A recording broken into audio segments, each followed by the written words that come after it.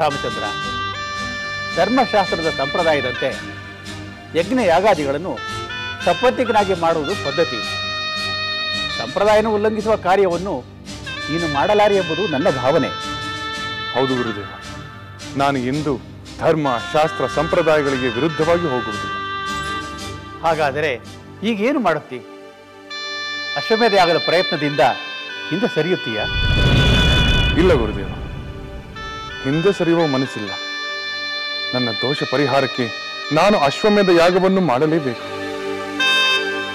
ರಾಮಚಂದ್ರ, ನೀನು ಈ ಯಾಗವನ್ನು ಮಾಡಲೇಬೇಕಾದರೆ ನಿನ್ನ ಪತ್ನಿಯೊಂದಿಗೆ ಮಾಡಬೇಕು. ಅದಕ್ಕೆ ಇರುವುದು ಒಂದೇ ದಾರಿ. ನಿನ್ನ ಪತ್ನಿ ಸೀತೆಯನ್ನು ಕರೆಸಿಕೊಳ್ಳಲೇಬೇಕು. ಇಲ್ಲದಿದ್ದರೆ ಮತ್ತೊಂದು ವಿವಾಹವನ್ನು ಮಾಡಿಕೊಳ್ಳಬೇಕಾಗುತ್ತದೆ. ಇಲ್ಲ ಗುರುದೇವ, ಅದೆಂದಿಗೂ ಸಾಧ್ಯವಿಲ್ಲ. ನಾನು ಇನ್ನೊಂದು ವಿವಾಹವನ್ನು ನನ್ನ ಕನಸಿನಲ್ಲಿ ಯೋಚಿಸಲಾರೆ. ನಾನು ನನ್ನ ಏಕಪತ್ನಿ ವ್ರತವನ್ನು ಎಂದಿಗೂ ಮೀರಲಾರೆ. ರಾಮಚಂದ್ರ, ಈ ನಿನ್ನ ವೃತನಿಷ್ಠೆಯನ್ನು ಮೆಚ್ಚುತ್ತೇನೆ. ಹಾಗೆಯೇ ಯಜ್ಞದ ಸಂಪ್ರದಾಯವನ್ನು ಮೀರುವಂತಲ್ಲ ಎನ್ನುವುದು ಅಷ್ಟೇ ಸತ್ಯ. ಸಹೋದರ, ನಾನೊಂದು ಮಾತು ಹೇಳಲೆ? ಹೇಳು ಲಕ್ಷ್ಮಣ. ಯಾವುದಾದರೂ ದಾರಿ ಇದ್ದರೆ, ಅದು ಸಾಧುವಾದರೆ ನಾನು ಖಂಡಿತ ಸಂತೋಷ ಪಡುತ್ತೇನೆ. ಸಹೋದರ, ಅತ್ತಿಗೆಯನ್ನು ಮರಳಿ ಸ್ವೀಕರಿಸಿ ಬಿಟ್ಟರೆ ಎಲ್ಲ ಸಮಸ್ಯೆಯೂ ಸುಲಭವಾಗಿ ಪರಿಹಾರವಾಗುವುದಲ್ಲವೇ? ಬೇಕಾದರೆ ನಾನೇ ಹೋಗಿ ಅತ್ತಿಗೆಯನ್ನು ಕರೆದುಕೊಂಡು ಬರುತ್ತೇನೆ. ಸಾಧ್ಯವಿಲ್ಲ ಲಕ್ಷ್ಮಣ, ಅದೆಂದಿಗೂ ಸಾಧ್ಯವಿಲ್ಲ. ಪುರಜನರ ಅಪವಾದಕ್ಕೆ ಮಾನ್ಯತೆ ನೀಡಲೆಂದು ನಾನೇ ಸೀತೆಯನ್ನು ತ್ಯಜಿಸಿ ನಾನೇ ಅವಳನ್ನು ಕರೆದು ತಂದರೆ ನಾನು ನನ್ನ ಪ್ರಜೆಗಳನ್ನು ವಂಚಿಸಿದಂತಾಗುತ್ತದಲ್ಲವೇ? ನಾನು ನನ್ನ ಸ್ವಾರ್ಥಕ್ಕಾಗಿ ನನ್ನ ಆದರ್ಶಗಳನ್ನು ಮೀರಲಾರೆ ಸೋದರ, ಎಂದಿಗೂ ಮೀರಲಾರೆ. ರಾಮಚಂದ್ರ, ಪರಿಸ್ಥಿತಿ ಜಟಿಲವಾಗುತ್ತಿದೆ. ಸೀತೆಯನ್ನು ಕರೆದು ತರುವುದಿಲ್ಲ, ಯಾಗವನ್ನು ಮಾಡಬೇಕೆಂದರೆ ಹೇಗೆ? ಹೌದು ಗುರುದೇವ, ಹಾಗೆ ಆಗಬೇಕು. ಇದಕ್ಕೆ ನೀವೇ ಏನಾದರೂ ಒಂದು ಸೂಕ್ತವಾದ ಪರಿಹಾರವನ್ನು ಸೂಚಿಸಬೇಕು. ಈಗ ನೀವೇ ನನಗೆ ಮಾರ್ಗದರ್ಶಕರು. ಮಕ್ಕಳೇ, ಈ ದಿನ ರಾಮಾಯಣ ಕಾವ್ಯ ಗಾಯನಕ್ಕೆ ಬದಲಾಗಿ ನಿಮಗೆ ಇನ್ನೊಂದು ಪ್ರಮುಖ ವಿಷಯವನ್ನು ತಿಳಿಸಬೇಕೆಂದಿದ್ದೇನೆ. ಹೇಳಿ ಗುರುಗಳೇ, ನೀವು ಹೇಳುವ ವಿಷಯನ್ನು ನಾವು ಶ್ರದ್ಧೆಯಿಂದ ಕೇಳುತ್ತೇವೆ. ನೀವು ಹೇಳುವ ಪ್ರತಿಯೊಂದು ಮಾತು ನಮ್ಮ ಅಭ್ಯುದಯಕ್ಕೆ ಎಂಬುದು ನಮಗೆ ಗೊತ್ತು. ಮಕ್ಕಳೇ, ನಿಮ್ಮ ಶ್ರದ್ಧೆ ಮತ್ತು ಗುರುಭಕ್ತಿಗಳನ್ನು ಕಂಡು ನಮಗೆ ಅತೀವ ಸಂತೋಷವಾಗಿದೆ. ರಾಮ ಲಕ್ಷ್ಮಣರು ಕೂಡ ಚಿಕ್ಕಂದಿನಲ್ಲಿ ಗುರು ಹಿರಿಯರನ್ನು ಕಂಡರೆ ಭಕ್ತಿಯಿಂದ ನಡೆದುಕೊಳ್ಳುತ್ತಿದ್ದರು. ವಿಶ್ವಾಮಿತ್ರರ ಜೊತೆಯಲ್ಲಿ ಯಜ್ಞ ರಕ್ಷಣೆಗೆ ಹೋದಾಗ ಅವರು ಹೇಗೆ ನಡೆದುಕೊಂಡರೆಂಬುದು ನಿಮಗೆ ಗೊತ್ತಿದೆಯಲ್ಲವೇ? ಗೊತ್ತು ಗುರುದೇವ. ವಿಶ್ವಾಮಿತ್ರರು ತಮ್ಮ ಜೊತೆಗೆ ಕಳಿಸಲು ಕೇಳಿದಾಗ ರಾಕ್ಷಸರ ವಿರುದ್ಧ ಹೋರಾಡಲು ಅಷ್ಟು ಚಿಕ್ಕ ಮಕ್ಕಳಿಗೆ ಸಾಧ್ಯವೇ ಎಂದು ಸ್ವತಃ ದಶರಥ ಮಹಾರಾಜರು ಚಿಂತೆಗೊಳಗಾದರಲ್ಲವೇ? ಆಗ ಮುಂದೆ ನಿನ್ನ ಮಕ್ಕಳಿಗೆ ಶ್ರೇಯಸ್ಸಾಗಬೇಕೆಂದರೆ ನಿರಾತಂಕವಾಗಿ ವಿಶ್ವಾಮಿತ್ರರ ಜೊತೆ ಕಳಿಸುವಂತೆ ಕುಲಗುರುಗಳಾದ ವಸಿಷ್ಠರೇ ಹೇಳಿದ ಮೇಲೆ ದಶರಥ ಕಳಿಸಲು ಒಪ್ಪಿದನಲ್ಲವೇ? ನಿಜ ಮಕ್ಕಳೇ, ನೀವು ರಾಮಾಯಣವನ್ನು ಚೆನ್ನಾಗಿ ಮನನ ಮಾಡಿಕೊಂಡಿದ್ದೀರಿ. ಮಹರ್ಷಿ ವಿಶ್ವಾಮಿತ್ರರು ಅನೇಕ ಶಸ್ತ್ರಾಸ್ತ್ರಗಳನ್ನು ತಿಳಿದಿದ್ದರು. ಅವರಿಂದ ರಾಮ ಲಕ್ಷ್ಮಣರಿಗೆ ಏನು ಪ್ರಯೋಜನವಾಯಿತು? ಮಾರೀಚ ಮತ್ತು ಸುಬಾಹು ರಾಕ್ಷಸರನ್ನು ಎದುರಿಸುವ ಮೊದಲು ವಿಶ್ವಾಮಿತ್ರರೇ ರಾಮಚಂದ್ರರಿಗೆ ಅನೇಕ ದಿವ್ಯಾಸ್ತ್ರಗಳನ್ನು ಉಪದೇಶಿಸಿದರು. ಕೂಡಲೇ ಅವುಗಳನ್ನು ರಾಮಚಂದ್ರ ಸಿದ್ಧಿಸಿಕೊಂಡ. ಮಕ್ಕಳೇ, ನೀವು ರಾಮ ಲಕ್ಷ್ಮಣರಂತೆ ಸಕಲ ಶಸ್ತ್ರಾಸ್ತ್ರಗಳಲ್ಲಿ ಪಾರಂಗತರಾಗಲು ಬಯಸುತ್ತೀರಲ್ಲವೇ? ಹೌದು ಗುರುಗಳೇ, ನಾವು ರಾಮ ಲಕ್ಷ್ಮಣರಂತೆ ಧನುರ್ವಿದ್ಯೆಯಲ್ಲಿ ಪರಿಣಿತರಾಗಬೇಕು. ಅವರಂತೆ ನಾವು ದುಷ್ಟ ಶಿಕ್ಷಣ ರಕ್ಷಣೆಗಾಗಿ ನಮ್ಮ ವಿದ್ಯೆಯನ್ನು ವಿನಿಯೋಗಿಸಬೇಕು. ಭಲೆ ಭಲೆ, ತಂದೆಯ ಗುಣಗಳೇ ನಿಮ್ಮಲ್ಲೂ ತುಂಬಿವೆ. ತಂದೆಯ ಗುಣ ಅಂದರೆ ಯಾರು ಪೂಜ್ಯರೇ? ತಂದೆ ಎಂದರೆ ಯಾರು ಗುರುದೇವ? ಅದು ಅದು ರಾಜನೇ ಪ್ರಜೆಗಳ ಪಾಲಿಗೆ ತಂದೆಯಲ್ಲವೇ? ರಘುವಂಶಕ್ಕೆ ಸೇರಿದ ಈ ಪ್ರದೇಶದಲ್ಲಿರುವ ನಾವು ಅವನ ಪ್ರಜೆಗಳಲ್ಲವೇ? ಆ ರಾಜನ ಗುಣಗಳೇ ನಿಮ್ಮಲ್ಲೂ ಬಂದಿದೆ ಎಂದು ಹೇಳಿದೆ ಅಷ್ಟೇ. ಗುರುಗಳೇ, ನೀವು ಕಲಿಸಿದ ಬಾಣ ಪ್ರಯೋಗದ ವಿದ್ಯೆಯನ್ನು ನಾವು ಚೆನ್ನಾಗಿ ಕಲಿತಿದ್ದೇವೆ. ಆದರೆ ಅಷ್ಟೇ ಸಾಲದು ಗುರುದೇವ. ನಾವು ರಾಮಚಂದ್ರನಂತೆ ದುಷ್ಟ ಶಿಕ್ಷಣ ಮಾಡಲು ಶಿಷ್ಟರ ರಕ್ಷಣೆ ಮಾಡಲು ನಮಗೂ ದಿವ್ಯಾಸ್ತ್ರಗಳು ಬೇಕು. ಆ ದಿವ್ಯಾಸ್ತ್ರಗಳು ನಮಗೆ ಹೇಗೆ ದೊರೆಯುತ್ತವೆ ಗುರುದೇವ?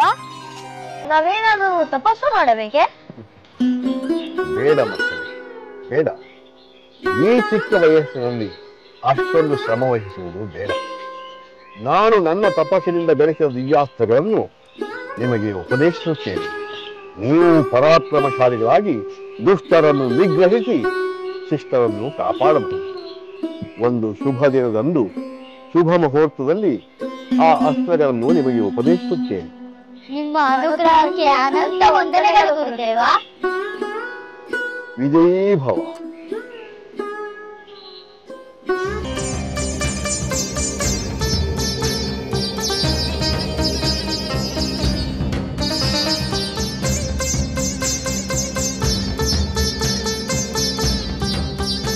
ಹೀಗೆ ಮಾಡಬಹುದು.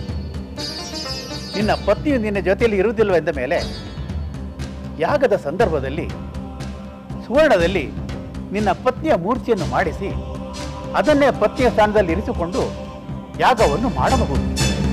ಹೌದೇ? ಅದು ಸಾಧ್ಯವೇ? ಸಾಧ್ಯ ರಾಮಚಂದ್ರ. ಈಗಿರುವುದು ಅದೊಂದೇ ದಾರಿ. ಹಾಗೆ ಆಗಲಿ ಗುರುದೇವ, ನೀವು ಹೇಳಿದಂತೆಯೇ ಮಾಡುತ್ತೇನೆ. ನೀವು ನನ್ನ ಸಮಸ್ಯೆಯನ್ನು ಪರಿಹರಿಸಿದಿರಿ. ಲಕ್ಷ್ಮಣ, ಕೂಡಲೇ ನಿನ್ನ ಅತ್ತಿಗೆಯ ಸುವರ್ಣ ಮೂರ್ತಿಯನ್ನು ಮಾಡಿಸುವ ಎಲ್ಲ ವ್ಯವಸ್ಥೆಗಳನ್ನು ಮಾಡು. ಹಾಗೆ ಆಗಲಿ ಸಹೋದರ. ರಾಮಚಂದ್ರ, ನಾನಿನ್ನು ಬರುತ್ತೇನೆ. ಅಶ್ವಮೇಧ ಯಾಗದ ಉಳಿದ ವಿವರಗಳನ್ನು ಆನಂತರ ತಿಳಿಸುತ್ತೇನೆ. ಶುಭವಾಗಲಿ.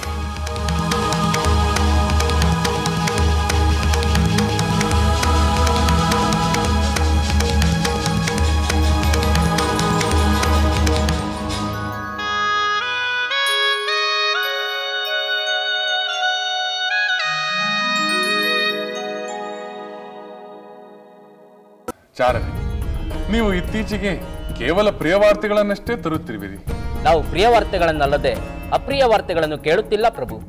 ಎಲ್ಲೆಲ್ಲೂ ಸುಖ ಸಮೃದ್ಧಿಯೇ ತುಂಬಿ ತುಳುಕುತ್ತಿರುವಾಗ ನಾವು ಮಾಡುವ ಕೆಲಸ ಇಲ್ಲವೇ ಇಲ್ಲವೆನಿಸುತ್ತಿದೆ ಪ್ರಭು. ಹಾಗಾದರೆ ಇನ್ನು ನಿಮ್ಮ ಸೇವೆ ಅಗತ್ಯವಿಲ್ಲವೆಂದು ನಿಮ್ಮನ್ನು ಕಳಿಸಿಬಿಡಲೆ? ಅಯ್ಯೋ, ಹಾಗೆ ಮಾಡಬೇಡಿ ಪ್ರಭು. ನಿಮ್ಮ ಸೇವೆ ಇಲ್ಲದೆ ನಾವು ಬದುಕುವುದಾದರೂ ಹೇಗೆ ಪ್ರಭು? ಆ ಸೇವೆ ಅಲ್ಲದಿದ್ದರೆ ನೀವು ವಹಿಸುವ ಇನ್ನಾವ ಸೇವೆಯನ್ನಾದರೂ ನಾವು ಮಾಡಲು ಸಿದ್ಧರಿದ್ದೇವೆ ಮಹಾಪ್ರಭು. ಭಯಪಡಬೇಡಿ ಚಾರಣೆ. ನಿಷ್ಠಾವಂತರಾದ ನಿಮ್ಮನ್ನು ದೂರ ಮಾಡುವ ಯಾವ ಆಲೋಚನೆಯೂ ನನ್ನಲ್ಲಿಲ್ಲ. ಆದರೆ ನಿಮ್ಮ ಸೇವೆ ನನಗೆ ಸದಾ ಬೇಕಾಗುತ್ತಿರುತ್ತದೆ. ಈಗಾಗಲೇ ನಾನು ತೆಗೆದುಕೊಂಡ ರಾಜ್ಯಾಡಳಿತದ ನಿರ್ಧಾರಗಳಿಗೆ ಪ್ರಜೆಗಳ ಅಭಿಪ್ರಾಯವೇನೆಂದು ನೀವು ತಂದು ತಿಳಿಸಿದ್ದೀರಿ. ಇನ್ನು ಮುಂದೆಯೂ ನನ್ನ ಹೊಸ ನಿರ್ಧಾರಗಳಿಗೆ ಪ್ರಜೆಗಳ ಅಭಿಪ್ರಾಯವನ್ನು ನೀವು ಸಂಗ್ರಹಿಸಬೇಕು. ಅದನ್ನು ಬಂದು ನನಗೆ ತಿಳಿಸಬೇಕು. ಈಗ ಅಂತ ಹೊಸ ನಿರ್ಧಾರವೇನಾದರೂ ಇದೆಯೇ ಪ್ರಭು? ಇದೆ, ಖಂಡಿತ ಇದೆ. ಇಷ್ಟರಲ್ಲಿ ಅದು ಅಧಿಕೃತವಾಗಿ ಪ್ರಕಟವಾಗುತ್ತದೆ. ಹಾಗಾದರೆ ಮತ್ತೊಮ್ಮೆ ಜನಸಂದಣಿ ಇರುವ ಕಡೆ ಸಂಚಾರ ಮಾಡಬೇಕು. ನಿಮ್ಮ ನಿರ್ಧಾರಕ್ಕೆ ಅವರ ಪ್ರತಿಕ್ರಿಯೆ ಏನಂತ ತಿಳಿದು ಬರಬೇಕು ಅಲ್ಲವೇ ಪ್ರಭು? ಹೌದು, ನೀವು ಆ ಕೆಲಸ ಮಾಡಬೇಕು. ನಾವು ಸಿದ್ಧರಾಗಿದ್ದೇವೆ ಪ್ರಭು. ಮತ್ತೊಮ್ಮೆ ಎಲ್ಲ ಕಡೆ ಸಂಚಾರ ಆರಂಭಿಸುತ್ತೇವೆ. ಇಷ್ಟರಲ್ಲಿ ನಾನು ಅಶ್ವಮೇಧ ಯಾಗವನ್ನು ಮಾಡಲು ನಿರ್ಧರಿಸಿದ್ದೇನೆ. ಹೌದೇ?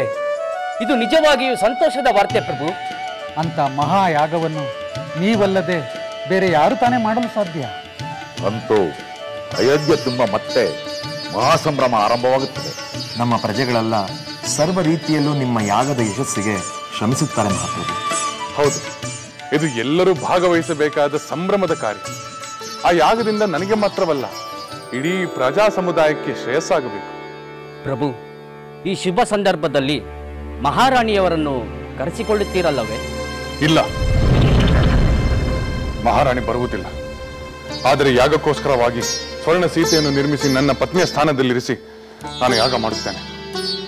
ಅದಕ್ಕೆ ಕುಲಗುರುಗಳಾದ ಪೂಜ್ಯ ವಸಿಷ್ಠರ ಸಮ್ಮತಿಯೂ ಇದೆ. ನೀವೇನು ಹೊರಡಬಹುದು.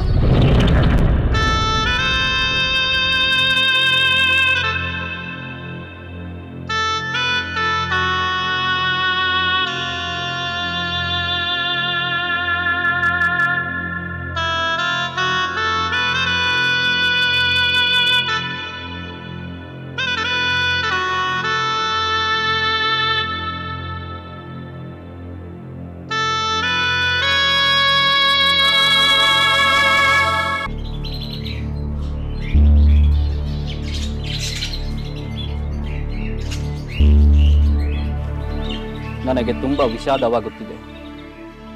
ದೇವತೆ ಅಂತ ಮಹಾರಾಣಿಯವರಿದ್ದು ಚಿನ್ನದ ಮೂರ್ತಿ ಮಾಡಿ ಯಾಗ ಮಾಡುವುದೇ? ಜೀವಂತ ಪತ್ನಿ ಅರಣ್ಯದಲ್ಲಿ ಕಷ್ಟಪಡುತ್ತಿರುವಾಗ ಇಲ್ಲಿ ಚಿನ್ನದ ಪತ್ನಿಯನ್ನು ಮಾಡುವುದು ಯಾವ ಪುರುಷಾರ್ಥಕ್ಕೆ? ಏನು ಮಾಡುವುದು? ನಾವು ಆ ಮೂರ್ಖ ಅಗಸನ ಮಾತುಗಳನ್ನು ಕೇಳಿದ್ದು ಈ ಅನರ್ಥಕ್ಕೆ ಕಾರಣವಾಯಿತು. ಬರೀ ಕೇಳಿ ಸುಮ್ಮನಿರಲಿಲ್ಲ ನಾವು. ಅದನ್ನು ಪ್ರಭುಗಳಿಗೆ ಹೇಳಿದ್ದರಿಂದಲೇ ಇಷ್ಟೆಲ್ಲ ಆಯಿತು. ಆದರೆ ನಾವು ಪ್ರಭುಗಳಿಗೆ ಹೇಳದೆ ಇರಲಾಗುತ್ತಿರಲಿಲ್ಲವಲ್ಲ? ಹೌದು, ಒಳ್ಳೆಯ ಮಾತುಗಳೇ ಇರಲಿ ಕೆಟ್ಟ ಮಾತುಗಳೇ ಇರಲಿ ಎಲ್ಲವನ್ನು ಸ್ಪಷ್ಟವಾಗಿ ಹೇಳಬೇಕೆಂದು ರಾಜಾಜ್ಞೆಯಾಗಿತ್ತಲ್ಲವೇ? ಪ್ರಭುಗಳ ಮುಂದೆ ನಿಂತರೆ ಸುಳ್ಳು ಹೇಳುವ ಧೈರ್ಯವಾದರೂ ಬರುತ್ತದೆಯೇ? ಆದದ್ದೆಲ್ಲ ಆಗಿ ಹೋಯಿತು. ಈಗ ನಾವೇನಾದರೂ ಒಳ್ಳೆಯದನ್ನು ಮಾಡಲಾಗುವುದಿಲ್ಲವೇ? ನಮ್ಮಂದೇನಾಗುತ್ತದೆ? ಮಹಾರಾಣಿಯವರಿಗೆ ಇಂಥ ದುಸ್ಥಿತಿ ಒದಗಿತ್ತಲ್ಲ ಎಂದು ಸಂಕಟ ಪಡಬಹುದು ಅಷ್ಟೇ. ಅಲ್ಲ, ಪ್ರಜೆಗಳ ಮಾತಿನಿಂದ ತಾನೇ ನಮ್ಮ ಪ್ರಭು ಮಹಾರಾಣಿಯವರನ್ನು ತೊರೆದದ್ದು. ಹೌದು, ಈಗ ಆ ಪ್ರಜೆಗಳೇ ಪರಿತಪಿಸಬೇಕು. ಪ್ರಜೆಗಳಿಗಿಂತ ಆ ಮೂರ್ಖ ಅಗಸ ಎಂಥ ಹೀನ ಮಾತುಗಳನ್ನಾಡಿದೆ ಎಂದು ನಾಚಿಕೆಯಿಂದ ಕುಗ್ಗಿ ಹೋಗಬೇಕು. ಅದಕ್ಕೆ ನಾವೇನು ಮಾಡಬೇಕು? ನಮ್ಮ ಪ್ರಭುಗಳು ಮಹಾರಾಣಿಯವರ ಸ್ವರ್ಣ ಮೂರ್ತಿಯೊಂದಿಗೆ ಯಾಗ ಮಾಡುತ್ತಿರುವರೆಂದು ಎಲ್ಲರೂ ತಿಳಿದುಕೊಳ್ಳಬೇಕು. ಅವರೆಲ್ಲ ಮಹಾರಾಣಿಯವರನ್ನು ಪ್ರಭುಗಳು ಮರಳಿ ಕರೆತರಲಿ ಎಂದು ಹಾರೈಸಬೇಕು. ಆ ವಾರ್ತೆಯನ್ನು ನಾವು ಪ್ರಭುಗಳಿಗೆ ತಿಳಿಸಬೇಕು. ಆಗಲಾದರೂ ಪ್ರಭುಗಳ ನಿರ್ಧಾರ ಬದಲಾಗುವುದೇನೋ ನೋಡೋಣ.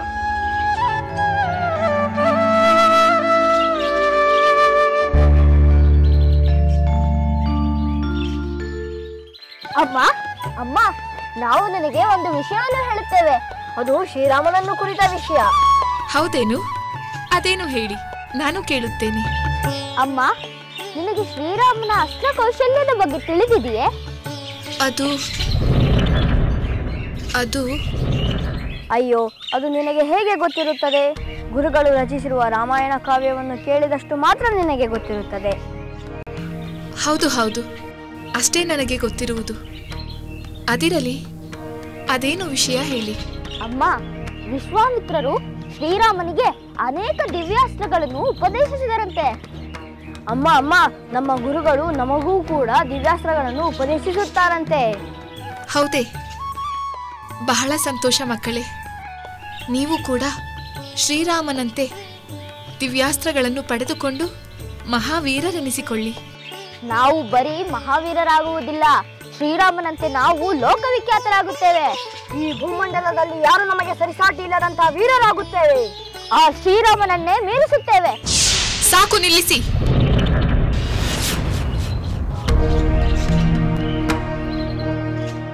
ಈ ವಯಸ್ಸಿಗೆ ಇಷ್ಟೊಂದು ಒಣಪ್ರತಿಷ್ಠೆ ತರವಲ್ಲ.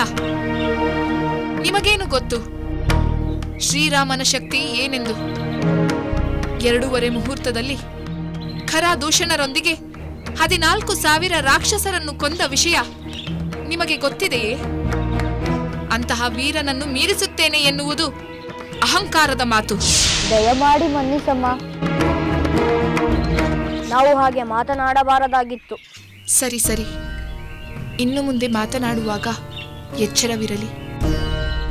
ಆ ಮಹಾನುಭಾವನ ಬಗ್ಗೆ ಮಾತನಾಡುವಾಗ ಭಕ್ತಿ ಗೌರವಗಳಿರಲಿ. ಹಗುರ ಮಾತು ಬೇಡ. ಹಾಗೆ ಆಗಲ್ಲಮ್ಮ, ನಾವಿನ್ನೆಂದೂ ಹಾಗೆ ಮಾತನಾಡುವುದಿಲ್ಲ. ಶ್ರೀರಾಮನಿಗೆ ಅಗೌರವ ತೋರಿಸುವುದಿಲ್ಲ. ಗುರುಗಳು ನಿಮಗೆ ಉಪದೇಶಿಸುವ ದಿವ್ಯಾಸ್ತ್ರಗಳನ್ನು ನೀವು ದುಷ್ಟ ನಿಗ್ರಹಕ್ಕೆ ಬಳಸಿ. ನಿಮಗೆ ಒಳ್ಳೆಯದಾಗಲಿ. ಅಮ್ಮ, ನಾನು ಒಂದು ಮಾತು ಕೇಳಲೆ? ಕೇಳು.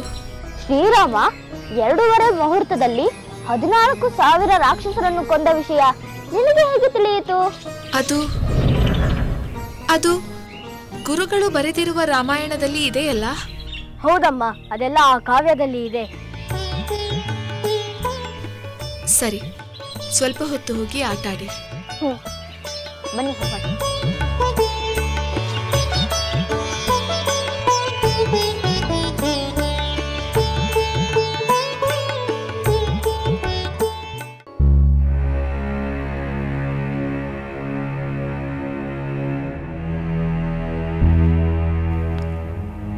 ಊರ್ಮಿಳೆ, ಏಕೆ ದುಃಖಿಸುತ್ತಿರುವೆ?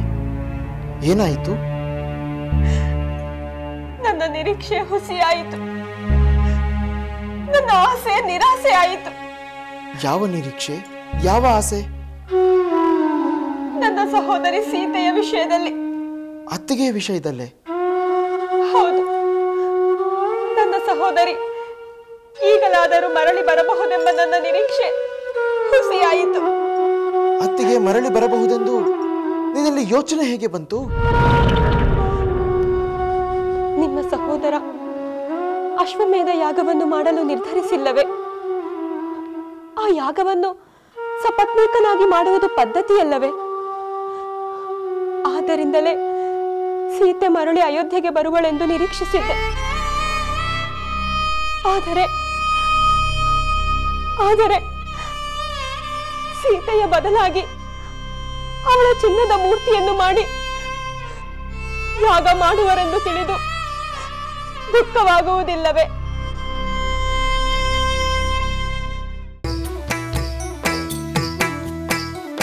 ಲಂಕೆಯಲ್ಲಿನ ದುರುಳ ದರ್ಪವು ಸೀತೆ ಸಹನೆಗೆ ಸೋತಿತು. ಅಂಕೆ ಇರದ ಅಸುರ ಕುಲವು ರಾಮ ಬಾಣಕ್ಕೆ ಅಡಗಿತು. ದೂರವಿರಲಿ ಸನಿಹವಿರಲಿ ರಾಮ ಹೃದಯ ನಿವಾಸಿನಿ. ಯುಗವು ಯುಗವು ಸಾಗಲಿ ಅಕಳಂಕ ಪ್ರೇಮ ಪ್ರಬೋಧಿನಿ.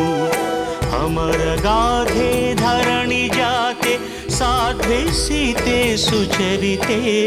ಸಹನ ಶಕ್ತಿ ಪತಿಯ ಭಕ್ತಿ ಲೋಕಮಾನ್ಯ ವಂದಿತೆ.